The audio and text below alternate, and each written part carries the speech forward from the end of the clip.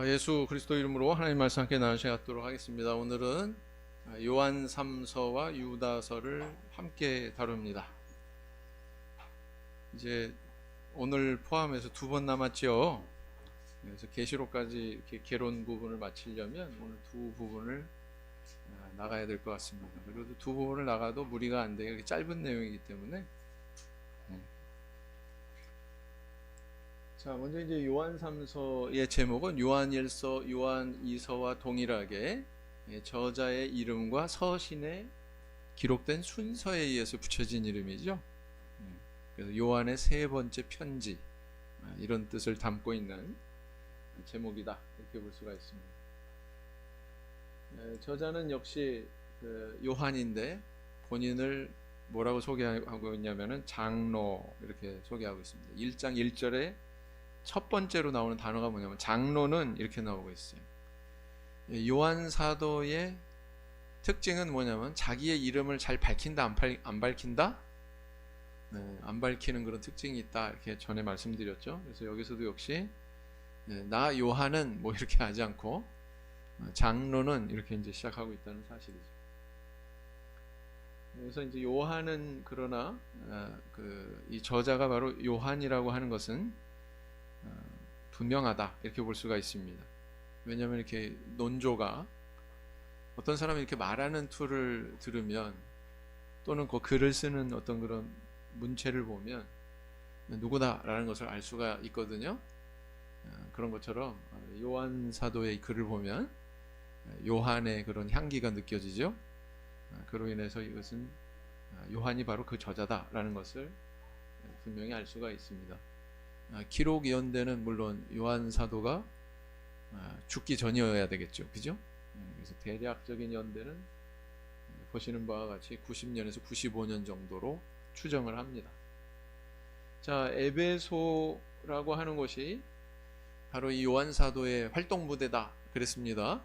유대 전쟁 이후에 예수님의 육신의 모친인 마리아를 모시고 에베소로 이주했다, 이렇게 말씀드렸고요. 여기에 대한 것들을 우리가 다 요한 1, 2서에서 다 다루었기 때문에 여기는 그냥 상기시키는 그림만 보여드릴게요. 이거 기억나시죠? 아르테미스, 아데미 여신이 있어가지고 그 도시 저쪽 한쪽에 높은 곳에 신전이 있었다, 우상 숭배가 만연했다. 모든 항구 도시가 다 그래요. 고린도도 그러했고 에베소도 그러했다 라는 것입니다. 굉장히 문화적으로 발달했고 문명적으로 선진화되어 있었다라는 것을 알 수 있는 그런 유적들이 있다고 그랬죠. 사우나 시설도 있고 말이죠. 오데이온이라고 하는 거대한 극장도 있고 말이죠. 그래서 이 극장의 규모를 보면 그 도시 전체의 인구수를 파악할 수가 있었다, 이런 얘기도 말씀드렸죠. 쓸데없는 짓인데 뭐냐면은 이렇게 마리아, 요한 주거를 기념한 그런 집을 이렇게 또 만들어 놓기도 하고 그랬다고 했습니다. 또 이제 시대적인 배경은 뭐예요? 로마 황제 중에서 네로 다음으로 둘째가라고 하면은 서러워할 만큼 기독교에 대해서 핍박했던 그런 도미티아누스 로마 황제가 바로 이 시대의 배경이 된다, 그 황제의 시대였다라는 것이죠. 그래서 이제 그런 핍박에 의해서 요한 사도도 반모섬에 유배를 갔었다, 이런 얘기도 했고요. 그래서 이제 요한 3서의 배경도 요한 1서나 요한 2서의 어떤 그런 시대적인 배경과 크게 다르지 않다. 다만 이제 여기서 다루고 있는 것은 오늘 그 요한 3서와 유다서의 공통 소재가 있다면 그것은 순회 교사입니다. 순회 교사. 순회 교사라고 하는 공통 분모가 있어요. 그래서 이 순회 교사의 접대 문제를 다루고 있다. 여러분, 여기서 교사라고 그래서 우리 이고은 선생님 떠올리시면 안 돼요. 그리고 이렇게 종교교육 교사 이거 떠올리시면 안 돼요. 에베소서 4장에 보면 목사와 교사로 세우셨다, 이런 기록이 있는데 이 목사와 교사는 별다른 직책이 아니라 목사 곧 교사, 그러니까 교사가 목사고 목사가 교사구나 라는 것을 아셔야 돼요. 아시겠죠? 혹은 선지자로, 혹은 뭐 사도로, 혹은 뭐로, 그 다음에 혹은 목사와 교사로 이렇게 기록하고 있거든요. 그것은 혹은 목사, 혹은 교사, 그럼 별도의 직책이에요. 근데 그렇게 기록하고 있지 않거든요. 혹은 목사와 교사로. 그래서 여기서 이제 병렬 접속사가 아니라 여기서 이 목사와 할 때의 와는 곧 이렇게 이런 뜻이에요. 그렇게 이해를 하시면 됩니다. 그래서 순회 교사 그러면 어떻게 달리 이해할 수 있을까요? 순회 목회자, 그죠? 순회 목회자. 그렇습니다.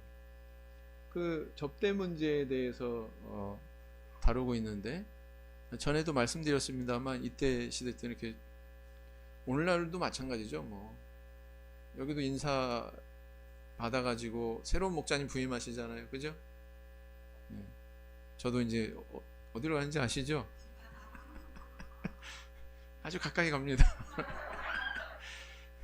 그런데 사도시대 때도 이렇게 목회자들이 순회했단 말이에요, 교회들을. 그러니까 우리가 상당히 그 사도시대 때의 어떤 그런 목회 체제와 우리가 일치하는 길을 걸어가고 있다라는 거 알 수 있죠. 근데 오늘날 일반 교회는 그렇지 않아요. 교회가요, 목회자가 돈이 있잖아요. 그럼 자기가 건물 사고 뭐 이렇게 목회 해가지고 사람들 끌어모으고 그래서 사유화합니다. 그걸 소위 일컬어서 개교회주의라고 그러고요. 우리 교회 같으면은 총회라고 하는 조직이 있고 거기서 목회자들이 주기적으로 이렇게 파송되잖아요. 순회하잖아요, 그죠? 그래서 이걸 총회 중심제라고 합니다. 그래서 일반 개신교회는요, 뭐 그렇게 목회자가 이제 재력이 있으면은 자기 교회로 그렇게 사유화하기도 하고, 또는 이제 돈 있는 장로 행세하는 사람들이 목회자를 초빙해요. 생활비 주면서 마음에 들면 이제 평생 동안 있게 하고, 마음에 안 들면 또 저기 바꾸고, 그러면서 역시 그것도 사유화된 그런 교회지 않습니까? 그런데 우리 교회는 그와는 체제가 다르다. 사도시대 때의 그런 형평과도 상당히 일치한다라는 것을 알 수가 있죠. 자, 그래서 우리 교회는요, 성경 말씀만 뭐 성경에 일치하게 이렇게 증거하는 교회뿐만 아니라 제도적으로도 사도교회와 닮은 교회다. 맞죠? 네, 그걸 알아야 됩니다. 자, 이때 시대 때 이런 순회 교사들은 생각해 보세요. 마치 군인처럼 그렇게 생활했단 말이에요. 자기 짐꾸러미 가지고 이곳에서 생활하다가 또 저쪽으로 이동하고. 짐이 많을 필요가 있을까요? 짐이 많을수록 불편하겠죠, 그죠? 아니, 저도 막 이사 몇 번 하니까요, 뭐 살림살이에 대한 마음이 완전히 비워졌어요. 뭐 여기저기 깨지고 부서지고 그러면은 뭐 테이프로 붙이고 어쩌고 그러면서 그냥 나중에 정착하기 전까지 그냥 마음을 비우고 살고 있습니다. 뭐 이때 순회교사도 마찬가지였겠죠, 그죠? 이런 분들에 대해서 이렇게 영접하고 접대하고 말씀 잘 가르치고 여기서 머무는 기간 동안에 불편함 없이 행동할 수 있도록, 생활할 수 있도록 그렇게 보살피는 것이 교회의 미덕이었단 말이죠, 이때 시대 때에. 자, 그런데 이제 좀 문제가 있단 말이에요. 때로는 이제 그 아주 정의롭고 올바른 참된 선지자도 있었지만, 참된 순회교사도 있었지만, 안 그런 사람들도 있었을까요, 없었을까요? 예, 있었겠죠. 그래서 막 물 흐려놓고 그런 사례도 있었다라는 것입니다. 그래서 그 가운데는 정말 위험천만하게 참 불미스럽게도 막 이단 사상을 가지고 와가지고 잘못된, 그러니까 율법주의 뭐 이런 것들, 이제 조금 있다가 있으면 이제 구체적인 거를 성경 안에서 찾아가지고 보실 텐데, 율법주의 사상을 퍼뜨리는 어떤 사람들이 있었단 말이에요. 그런 상황에서 참된 그런 복음을 전하는 교사들이 피해를 입게 됩니다. 그렇죠? 거짓된 목회자가 지나갔어. 그 교사가 이제 여길 지나갔어. 그러고 나서 이제 그 뭔가 안 좋은 인식을 딱 씌워줬어. 근데 그 이후에 참된 목회자가 갔는데 그런 잘못된 인식으로 그런 눈으로 이제 봐서 그릇되게 접대하는 일도 있었을까요? 없었을까요? 있었겠죠. 그런 상황도 충분히 벌어질 수 있었다라는 것입니다. 그래서 이제 피해를 입은 거죠. 말하자면 그러니까 이런 문제에 대해서 요한 사도가 해소하고자 했다. 그래서 이제 이 가이오라고 하는 대인에게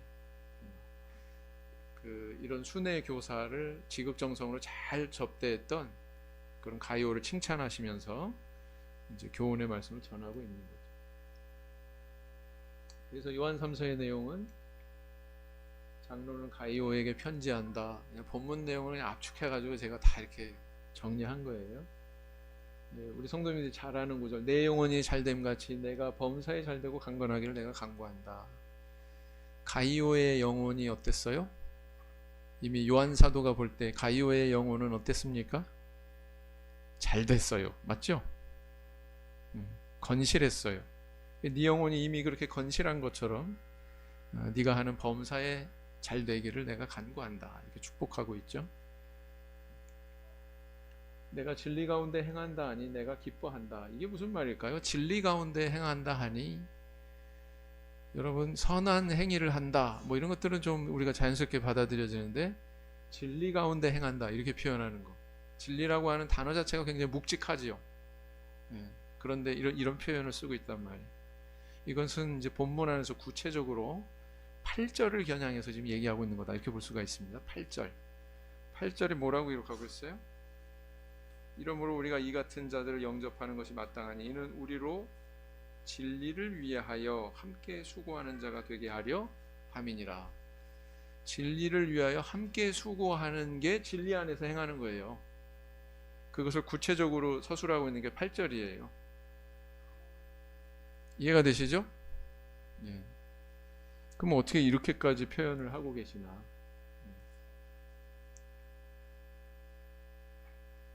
손접대를 잘하는 것이 그만한 가치가 있다라는 것을 이야기하고 있는 겁니다. 나그네 된 자들에게 행하는 것이 신실한 일이다. 여기서 나그네는 바로 순회교사를 가리키는 거겠죠. 이방인에게 아무것도 받지 않는 저희를 합당하게 전성하면 가하다. 바울 사도도 이방인의 사도로 활동했는데 이방인의 사도로 활동하기 위해서는 반드시 이방 지역에 가야 됩니다. 근데 이방 지역은 유대교의 그런 기초가 없어요. 아무런 기초가 없어요. 그래서 유대교 회당 같으면은 이런 순회교사들을 접대할 만한데 이런 유대교 회당도 없는 디아스포라 회당도 없는 그런 이방 땅에 덩그러니 가면은 제대로 어떤 접대를 받거나 배려를 받거나 하는 기회가 있었을까요? 없었을까요? 없었겠죠. 그러니까 힘든 거예요. 바울 사도도 보면은 고린도 같은 도시에 갔을 때 사실은 자금이 없어가지고 아르바이트를 합니다. 우리 학생들만 아르바이트 한 게 아니고 바울 사도도 아르바이트를 했죠. 뭘 했습니까? 무슨 일을 했어요? 브리스길라와 아굴라와 같은 업종이었습니다. 장막 짓는 일. 알고 계시죠?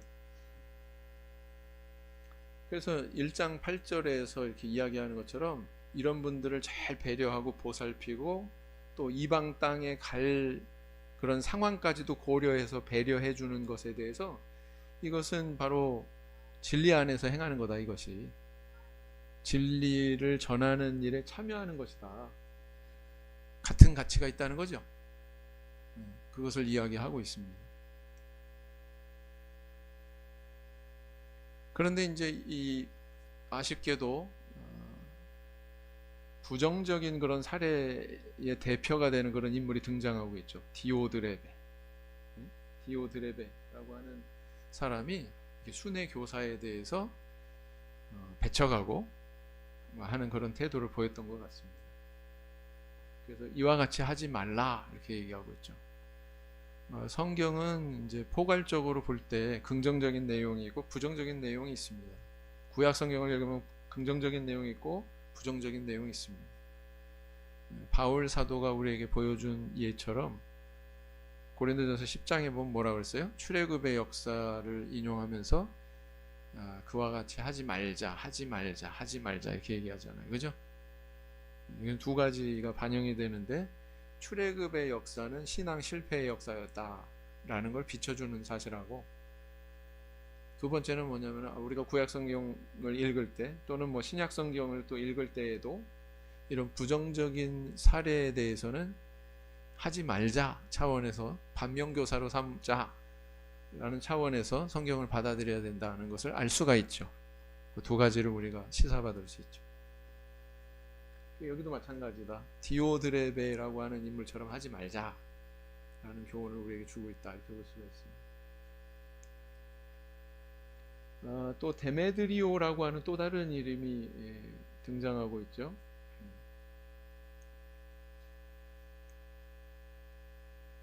그리고 먹과 붓으로 하지 않고 속히 보기를 원하노라.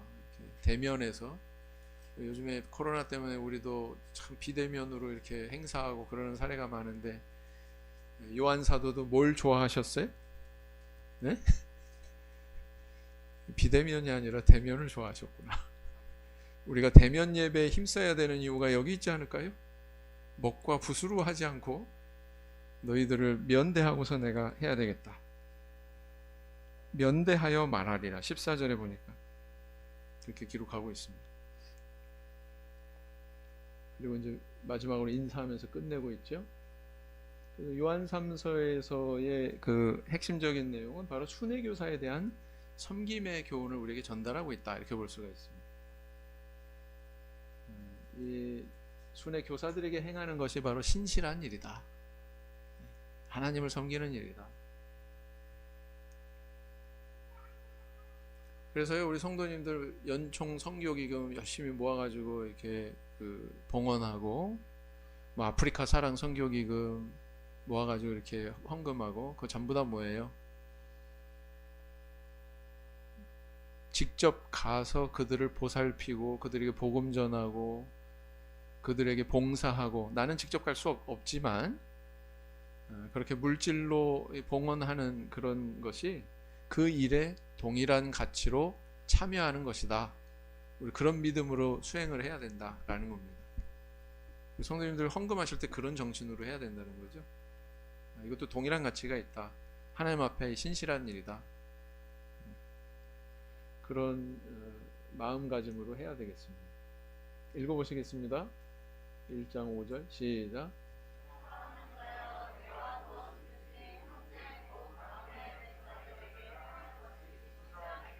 네, 1장 7절 시작.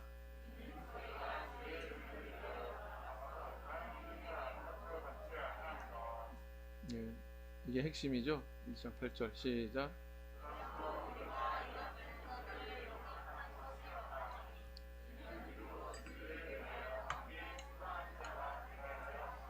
예. 이거는 다 반복되는 얘기입니다. 그래서 그냥 지나가겠습니다. 자, 그러면 이제 다른 성경에 이와 같은 순회 교사에 대한 정보를 좀 접할 수 있나요? 있습니다. 그 다른 성경이라 하면 바로 사도행전에서죠. 사도행전 15장 1절 보면, 15장은 어떤 주제냐면은 예루살렘에 회의가 열렸어요. 우리로 얘기할 것 같으면 대표자 대회가 열린 겁니다. 무슨 문제로요? 그 구원 받느냐 못 받느냐에 대한 어떤 복음의 문제로, 율법주의의 어떤 그런 문제로 이들이 모여가지고 회의를 했거든요. 근데 이렇게 기록하고 있어요. 어떤 사람들이 유대로부터 내려와서 형제들을 가르치되 너희가 모세의 법대로 할례를 받지 아니하면 능히 구원을 얻지 못하리라. 이렇게 주장한 사람들이 어떤 사람들이라고 표현되고 있죠? 교사라고 그랬어요? 형제들이라고 그랬어요? 아니에요. 지도자들이라고 그랬어요? 아니에요. 어떻게 표현하냐면 어떤 사람들 이렇게 표현하고 있습니다. 이 사람들은 교회 안에 있는 사람들이에요. 사도시대 그 교회 안에 있는 사람인데 머릿속에 뭘 담고 있냐면은 예수님 믿어요 안 믿어요? 이 사람들 믿을까요 안 믿을까요? 만약에 예수님 안 믿는다면 교회 안에 있을 이유가 있어요, 없어요? 없겠죠. 교회 안에 있으면서 모세의 법대로 할례도 받아야 되고, 할례 받았으니까 당연히 율법도 지켜야 된다, 이런 목소리를 냈던 사람들이에요. 본래 그 율법주의자들은 예수님을 안 받아들이죠. 로마서에서 얘기하는 그 율법주의자들은 예수님을 받아들이지 않는 거겠죠. 근데 예수님 받아들이면서 또 한편으로는 무엇도 받아들여요? 이런 유대 율법주의도 수용하고 받아들인 그런 사람들이 있었다, 없었다? 있었다는 거죠. 그래서 좀 성격이 틀리다. 15장 24절에 이 사람들에 대해서 이제 쭉 그 이야기 듣고, 또 바울과 바나바로부터 또 이야기도 들었겠죠. 나중에 이제 결론을 내렸어요. 아, 이거 이방인들한테 이런 멍에를 메울 수가 없다. 할례 안 받아도 돼. 다만 4가지만 금지했잖아요, 그죠? 피와 뭐 목매달아 죽은 것과 음행과 우상 숭배하는 것, 그것만 금지하면서 그것을 결론을 낸 다음에, 결론 낸 내용에 대해서 어떻게 얘기하고 있냐면은 편지에다가 쓴 내용을 이렇게 기록을 하는 거예요. 들은즉 우리 가운데서, 여기도 어떻게 나와요? 그 문제를 일으킨 사람들을 어떻게 표현하고 있어요? 어떤 사람들, 이렇게 표현하고 있어요. 우리의 시킨 것도 없이 나가서 말로 너희를 괴롭게 하고 마음을 혹하게 한다 하기로 그랬어요. 이 사람들이 전하던 거 잘못됐다는 것을 명시하고 있죠. 자, 재밌는 점이 있어요. 예루살렘 총회가 아무 질서도 없고 체계도 없고 그런 조직이 아니라 사실은 대단히 견고한 그런 체계를 가지고 있었던 조직이라는 것을 간접적으로 반영하고 있습니다. 우리의 시킨 것도 없이 안디옥 교회에 어떤 사람들이 가서 거기를 시끄럽게 한 거예요, 그죠? 근데 그 사람들에 대해서 우리가 시키지도 않은데 가서 했네? 그럼 거꾸로 얘기하면은 어떨 때 거기 가서 정당하게 전할 수 있다는 거예요? 예루살렘 총회에서 시켰을 때, 그렇지 않습니까? 그걸 반영하고 있는 거예요. 사도교회 예루살렘 총회에 이런 어떤 기강과 체계가 있었어요, 없었어요?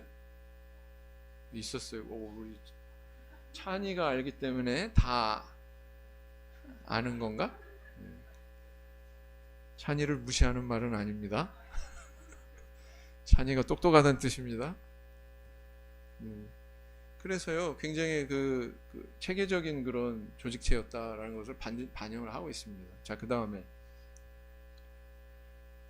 25절 27절, 사람을 택하여 우리 주 예수 그리스도의 이름을 위하여 생명을 아끼지 아니하는 자인 우리의 사랑하는 바나바와 바울과 함께 너희에게 보내기를 일치 가결하였노라. 그리하여 유다와 실라를 보내니 저희도 이 일을 말로 전하리라. 이때는 인터넷이 있는 게 아니에요. 그리고 이때는 무슨 뭐 우편 배달부가 있는 것도 아니고, 이 편지를 이제 공문으로 이렇게 써가지고 편지를 써서 인편으로 보냈단 말이에요, 교회에다가. 그때 인편으로 보낼 때에 그걸 전달하는 사람으로 뽑힌 사람들 이름이 여기 나오죠? 누구요? 바울과 바나바, 그리고 또 누구요? 유다와 실라, 이런 사람들이 가서 봐라, 이 편지 봐라, 읽어봐라, 이게 실상이다, 이게 진실이다, 이렇게 얘기한 거죠. 그렇습니다. 이 갈라디아서에도 이제 그런 사례가 등장하는데, 이는 가만히 들어온 거짓 형제 까닭이라 그랬어요. 여기는 어떤 사람들이 아니라 뭐라고 표현하고 있어요? 갈라디아서에서는 거짓 형제, 이렇게 표현하고 있습니다. 갈라디아서도 아까 15장 1절하고 동일한 그런 문제가 발생했어요. 예수님 믿어요, 안 믿어요? 믿어요. 근데 예수님 믿으면서 구약은 다 폐해졌다, 율법은 다 폐해졌다, 이렇게 받아들이는 게 아니고 여전히 할례 받아야 되고 율법 지켜야 된다, 이렇게 목소리 높이는 사람들이 있었는데, 거기에 대해서 이렇게 거짓 형제라고 일컫는 자들이 그런 일을 했다는 거죠.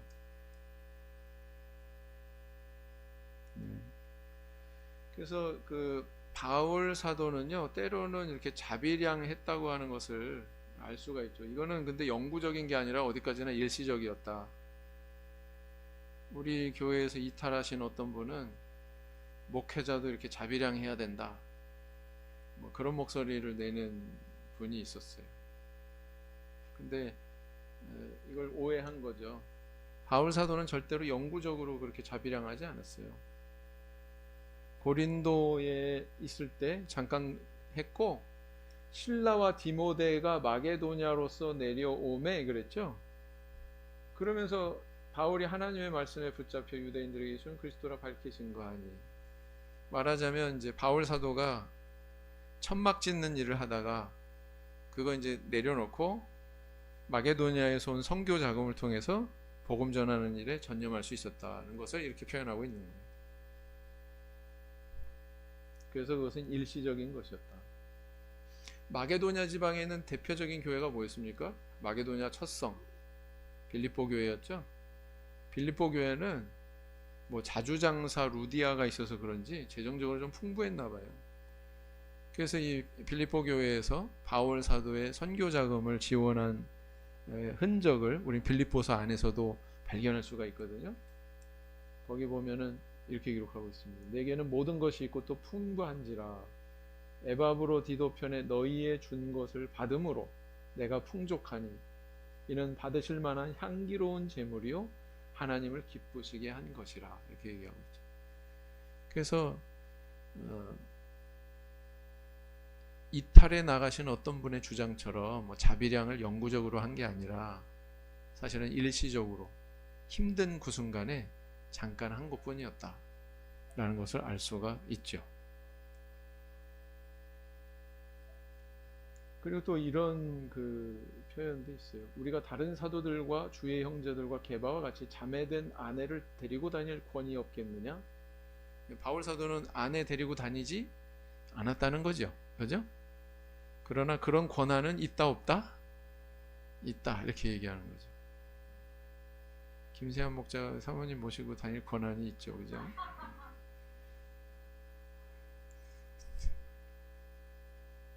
제가 좀 가끔 좀 실없는 얘기해서 죄송합니다. 9장 12절 읽겠습니다. 시작.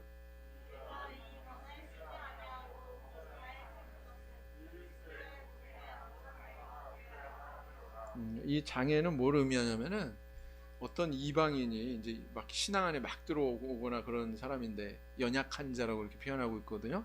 고린도전서에서는 그런 사람이 오해할까봐, 아, 저 사람이 생활하려고 저 일하는구나, 생활의 방편으로 저걸 삼는구나, 그렇겠지, 이런 오해를 가진다면 복음을 받아들일까요? 안 받아들일까요? 안 받아들일 거 아니에요. 그러니까 그런 것을 염려해서 나는 그 권리를 다 쓰지 않겠다, 이렇게 얘기하는 거거든요. 자, 그래서 마치셨습니다. 네. 다음에 이제 유다서입니다. 유다서. 여기서 이제 유다는요, 누구 유다냐면은 예수님의 제자 가운데도 유다가 뭐 2명이나 있었잖아요. 그죠? 네? 그런데 그 유다도 아니고 가룟 유다도 아니고 누구냐면 예수님의 형제. 여러분들 마가복음 6장 3절 한번 펴보세요. 마가복음 6장 3절을 펴보시면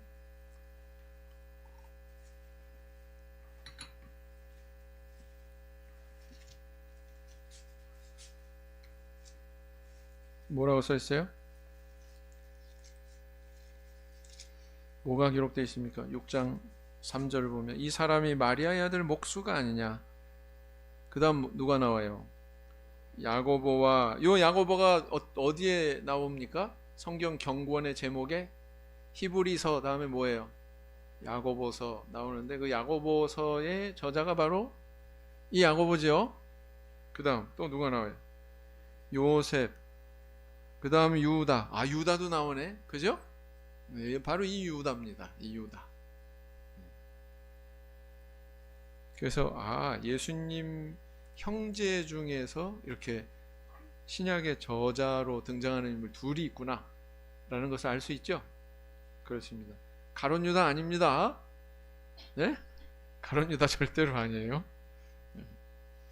그래서 유다서 1장 1절을 보면 예수 그리스도의 종이요.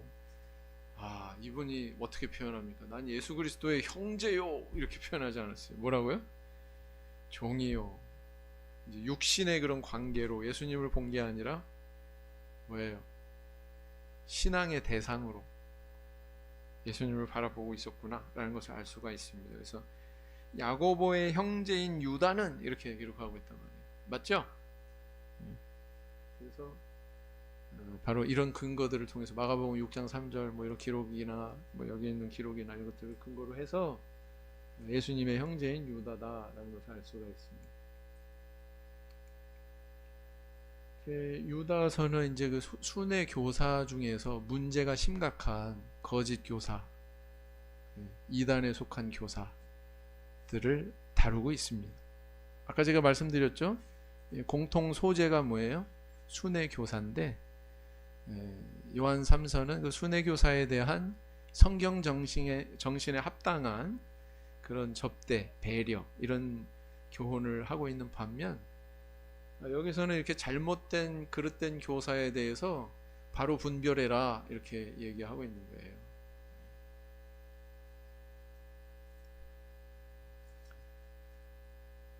왜냐하면은 우리는 그 순수해야 되지만 단순하면 안 되거든요.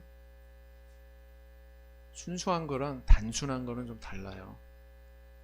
예수님이 12제자들한테도 파송하면서 뭐라고 그러셨냐면은 뱀같이 지혜로워라, 비둘기같이 순결하라 이렇게 말씀하셨죠. 그죠? 분별력이 있어야 돼요. 여러분들한테 지혜가 있어야 됩니다. 무엇이 참된 것이고 무엇이 거짓된 것인지에 대한 분별이 있어야 된다라는 것을 교훈하고 있다 이렇게 볼 수가 있습니다. 그래서 이제 그 유다서의 핵심이 된다고 하는 구절은 3절이라고 볼 수가 있어요. 3절의 하반절에 보면 뜻이 간절하던 차에 성도에게 단번에 주신 믿음의 도를 위하여 어떻게 하라? 힘써 싸우라. 이렇게. 그럼 싸우면은 좋아요, 나빠요? 싸우는 일이 좋습니까, 나쁩니까? 나쁘죠. 싸우면 안 되죠. 그런데 우리가 거짓에 대해서 올바른 것을 지키기 위해서는 기꺼이 어떻게 해야 된다?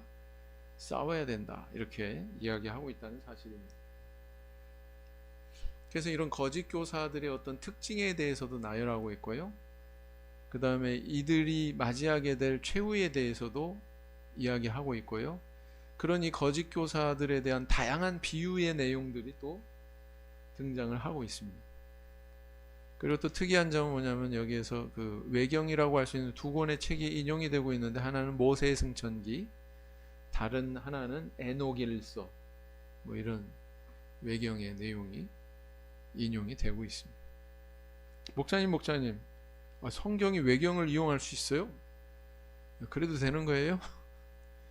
그때 당시에 너나 나나 다 알고 있는 그런 모든 외경 안에 있는 내용이 다 틀린 건 아닙니다. 맞죠?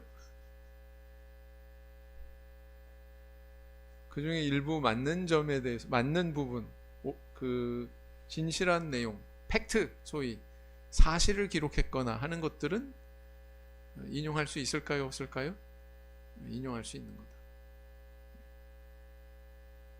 그 여호수아서에도 태양이 중천에 머무르는 그런 기적을 주셨을 때 그 사실이 뭐 야살의 책에도 기록되어 있지 않았느냐 이러면서 인용한 적 있어요, 없어요? 여호수아서에 보면은 있습니다. 그런 일들이 종종 있다. 특히 유다서에는 이렇게 두 개의 외경이 인용되고 있다 이렇게 볼 수가 있습니다. 그래서 이제 유다서의 내용은 이게 바로 핵심이라고 그랬죠. 믿음의 도를 위하여 힘써 싸우라. 그것을 위해서 편지할 필요를 느꼈다. 그러니까 이 유다서를 기록해서 붙인 목적이 여기 드러나잖아요. 3절에서. 맞죠? 이게 핵심이다. 이렇게 볼 수가 있습니다.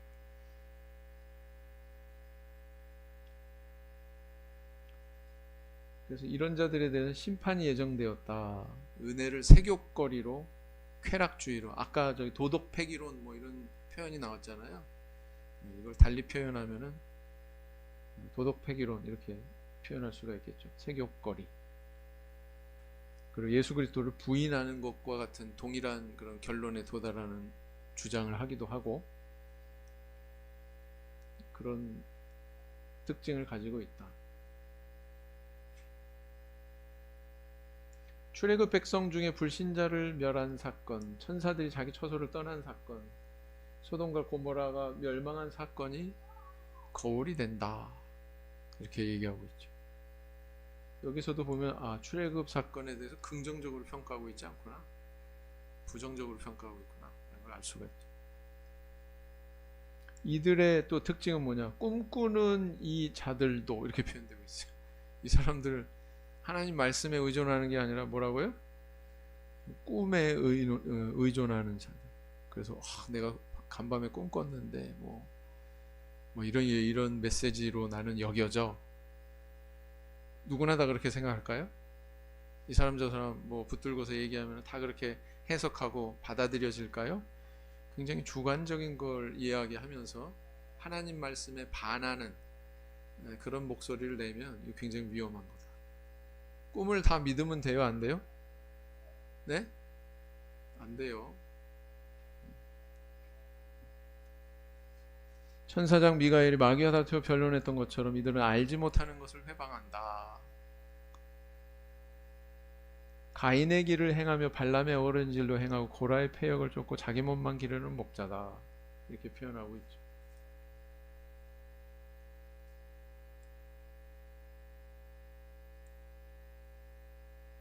이런 여러 가지를 언급하고 있다.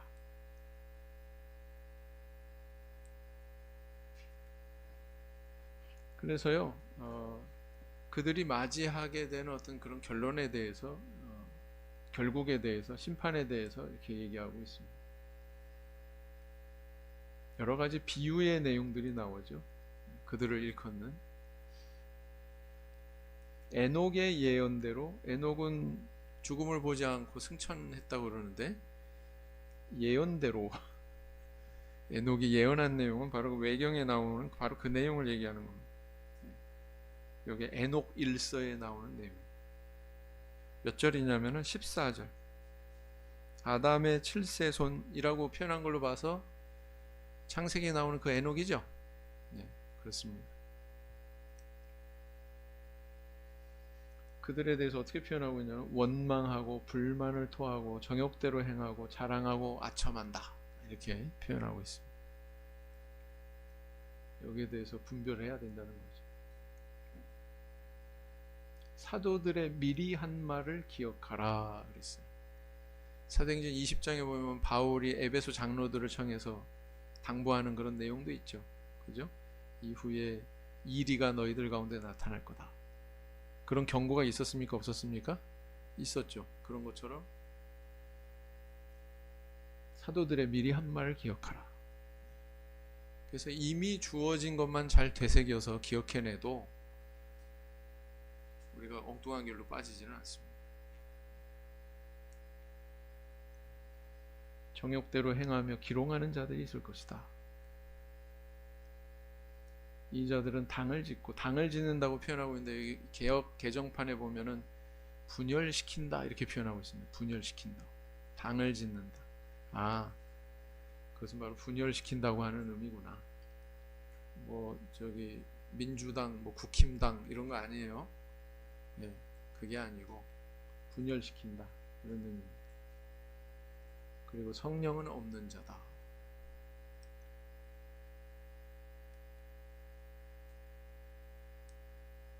너희는 믿음 위에 자기를 건축하고 성령으로 기도하며 자기를 지키며 그리스도의 긍휼을 기다리라. 이렇게 권면하고 있죠. 의심하는 자를 긍휼히 여기고 불에서 끌어내어 구원하라. 이게 싸우는 거예요. 그죠? 이게 싸움의 실체라고요. 진리와 비진리 사이에서.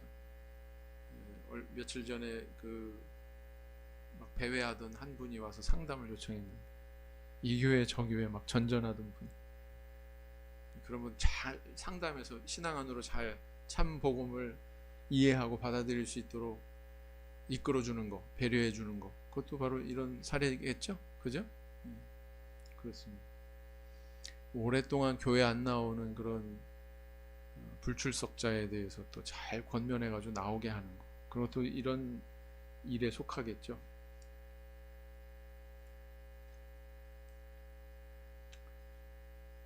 그래서 에녹서의 그 사본입니다. 에녹일서. 그래서 유다서에는요, 이단 교사의 성향에 대해서 쭉 나열하고 있고요. 과거 이단의 역사에 대해서 많이 언급하고 있거든요. 그러니까 이거는 구약을 보는 또 관점을 우리한테 던져주기도 합니다. 구약 성경을 이렇게 봐야 된다, 이런 관점에서 어떤 해석의 방향도 제시하고 있다, 이렇게 볼 수가 있습니다. 이단의 운명을 빗댄 표현들이 굉장히 많이 등장하고 있어요. 그래서 애찬의 암초다, 이건 무슨 의미일까요? 애찬의 암초다. 다른 거는 좀 다 이해를 할 것 같은데 왜 애찬의 암초는 뭘까? 옛날에 애찬은요, 기독교 공동체 내에서 부유한 자가 가난한 자를 이렇게 구제하는 아주 중요한 방법이었습니다. 애찬. 음식을 가지고 와서 노예 신분으로 이렇게 기독교인이 된 사람, 같이 형제잖아요. 같이 음식도 나누고 그런 다음에 남은 음식을 어떻게 해요? 형편이 어려운 노예 신분의 어떤 그런 형제 자매들한테 건네주는 거예요. 이게 어떤 자선의 기회가 된 거죠. 그 다음에 또 예찬에 어떤 과정이 있었냐면 또 성찬도 포함되어 있었다. 근데 여기에 암초라는 애찬의 정신을 무너뜨리는 그런 행태가 있었다는 거예요, 없었다는 거예요? 있었다는 거예요. 이런 표현이 있고요. 그 다음에 심판의 죄목들에 대해서 쭉 또 이렇게 나열을 하고 있습니다. 그래서 이런 기준들을 보면 우리 성도님들이 내가 어떻게 참과 거짓을 분별해야 되겠구나, 이런 능력이 생기겠죠. 이런 말씀을 통해서 우리가 기준을 세운다면.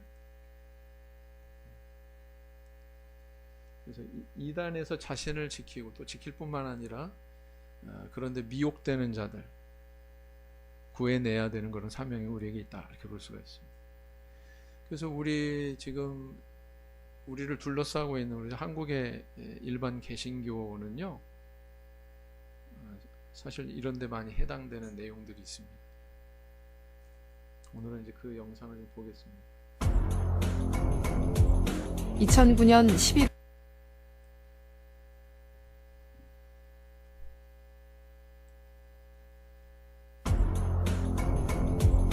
2009년 11월 한 대형교회 목사가 여성 교인을 성추행했다는 내용이 언론에 보도됐습니다. 그 목사가 바로 삼일교회 전병욱 전 담임 목사라는 사실이 알려지면서 교계뿐 아니라 사회에도 큰 충격을 안겨주었습니다. 한때 20, 30대 청년들에게 존경받았던 전병욱 목사. 그는 1993년 삼일교회에 부임해서 80명에 불과했던 교인들을 10년 만에 100배로 성장시켜 한국교회 차세대 지도자로 주목받았습니다. 젊은이들이 하나님 능력 붙들고 일어서겠다고 하는데 왜 이 민족과 이 나라의 소망이 없겠습니까? 주로 엘리트주의와 성공주의 설교로 청년들에게 인기를 끌었던 전 목사. 그의 화려한 이면엔 도덕적인 타락이 숨겨져 있었습니다. 제 옆에 오면서 테이블을 짚는 척을 하면서 왼손으로 이렇게. 이번에는 논란이 됐던 분당 중앙교회 사례를 살펴보겠습니다. 과도한 교회 재정 사용 논란으로 사임 처리됐던 분당 중앙교회 최종천 목사가 어찌된 일인지 다시 교회로 돌아오게 됐습니다. 목회자의 임면권을 지닌 노회가 오늘 복귀를 결정했기 때문인데요. 조혜진 기자가 보도합니다. 분당 중앙교회가 소속된 예장합동총회 평양노회가 결국 최종천 담임 목사를 복귀시키기로 결정했습니다. 교회 재정 의혹 사건이 세상에 알려지고 최 목사가 사임서를 제출한 지 10개월 만입니다. 올해 초 수억 원대에 이르는 자녀 유학비 지원과 100억 원대의 교회돈 펀드 투자 등 최종천 목사에 대한 재정 유용 의혹이 세상에 알려지자 최 목사는 1월 중순 사임서를 제출했습니다. 교회 당회는 이를 받아들였고 노회에서도 결론을 낸 사안으로 정기노회를 열어 보고하면 마무리될 일이었습니다. 하지만 지난 4월 열린 정기총회에서 최종천 목사 지지 측이 최 목사의 사임은 부당하다며 갑작스레 청원서를 돌렸고 결정이 유보되는 변수가 생겼습니다.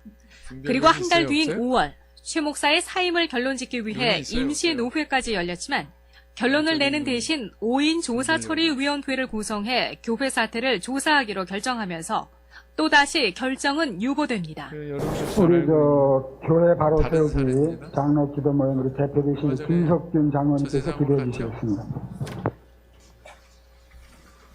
기도는 무슨 기도예요? 여기 뭐 하는 게 기도하는데? 말을 내줄게. 기도는 무슨 기도예요 이게? 이렇게 안 돼.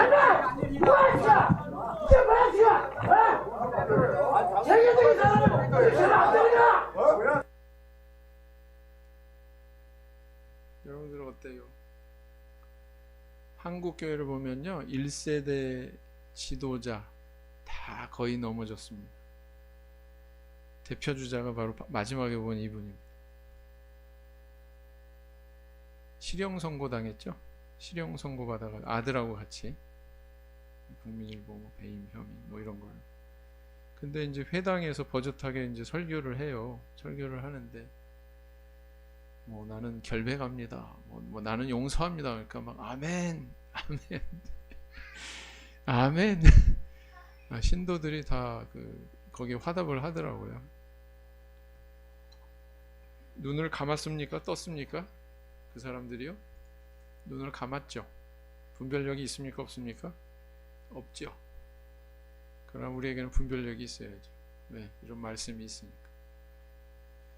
자, 이렇게 오늘은 그 순회 교사에 대해서 아주 참다운 순회 교사 정성으로 잘 접대하고 배려해야 된다.